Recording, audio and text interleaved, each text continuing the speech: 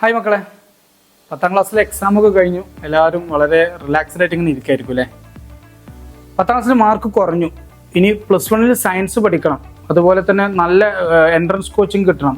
അതുപോലെ തന്നെ +2 കഴിഞ്ഞിട്ട് നാഷണലൈസ്ഡിലെ നല്ല കോളേജുകൾക്ക് അഡ്മിഷൻ വാങ്ങണമെന്ന് ആഗ്രഹിക്കുന്ന ഒരുപാട് മക്കളുണ്ട്. പക്ഷെ അവർക്ക് സയൻസിന് സീറ്റ് കിട്ടുമെന്നുള്ള വലിയൊരു ആശങ്കയിലായിരിക്കും ഉണ്ടാവുക. കാരണം ഒരുപക്ഷെ സയൻസ് സബ്ജക്റ്റ് ഫുള്ളായിട്ട് A+ ഉണ്ടാവും, എന്നാലോ മുഴുവൻ A+ ഇല്ലാത്ത കാരണം കൊണ്ട് സയൻസ് സീറ്റ് നഷ്ടപ്പെട്ടു പോകും. അപ്പം നിങ്ങൾക്ക് സയൻസ് കൃത്യമായിട്ട് പഠിക്കണോ? അതുപോലെ തന്നെ എൻട്രൻസ് കോച്ചിങ് കൃത്യമായിട്ട് കിട്ടണോ? +2 കഴിഞ്ഞിട്ട് നാഷണലൈസ്ഡിൽ ഒരുപാട് എൻട്രൻസ് എക്സാമ്പിൾ എഴുതി നല്ല കോളേജിൽ പോയിട്ട് അഡ്മിഷൻ വാങ്ങണോ?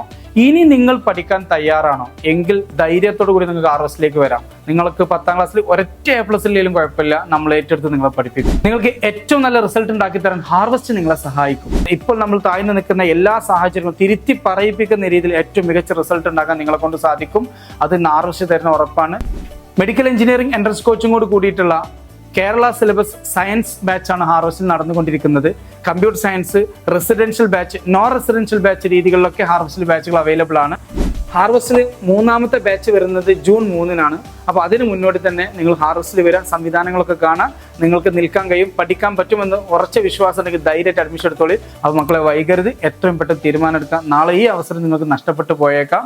പഠിക്കാൻ തയ്യാറാണെങ്കിൽ ധൈര്യമായിട്ട് RSക്ക് വന്നോളി. All the best.